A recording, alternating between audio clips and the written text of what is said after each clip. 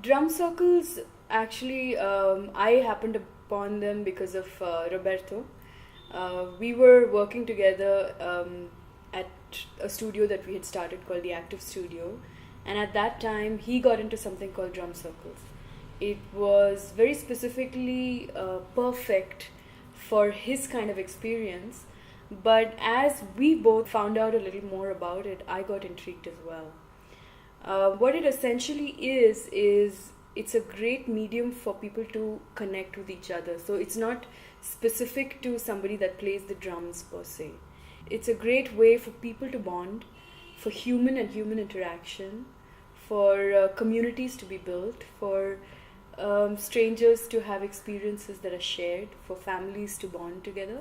So in a sense, the human side of me, my persona as an artist, singer, songwriter, we're all trying to connect to each other, and so that part of me was very attracted to the concept. And so I started trying to get a little more information about it. I started getting trained a little more, and that's why drum circles. If you look at it, drum circles, the history of drum circles goes back to the beginning of human civilization. And as civilizations, as societies in ancient civilization, we used to come together after a day's foraging and hunting and sit together, share food, exchange stories, sing, and play drums. So, if you looked at it, the first instrument that was known to man was voice, and the second instrument that was known to man was the drum. And these were the two means of primal communication between each other within a society and also between societies. So it goes back that far, and that's why voice and drum are an intrinsic part of the tools of drum circle facilitation. So it makes a lot of sense for a singer to be a drum circle facilitator, pretty much as much sense as it makes for a drummer to be that, or a psychologist to be that, or a teacher to be that. My sessions are very different. The traditional drum jams are very sort of percussion, djembe, tambourines, very percussive, very percussion oriented. That is the intrinsic metal of drum circle in the first place.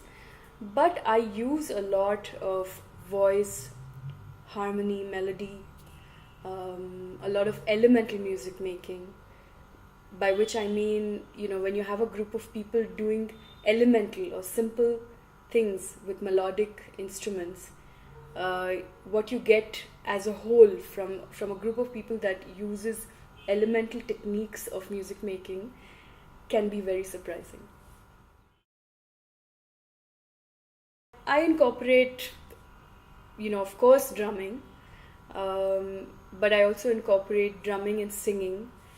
I also incorporate melodic percussion, and we also use different timbres and different kinds of percussive instruments, melodic percussive instruments, to bring out, I think, the innate musicality that's within every single one of us.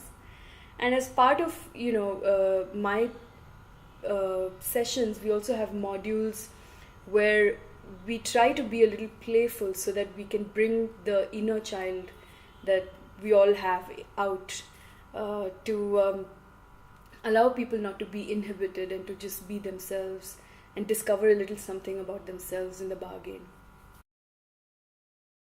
I think from my sessions, the main takeaway is that I challenge people to be more creative. I give people a safety net in terms of the tools that I set in front of them, and within that safety net, I try and challenge people to use imagination, especially through their innate musicality, whether it's voice, rhythm, or melody or harmony.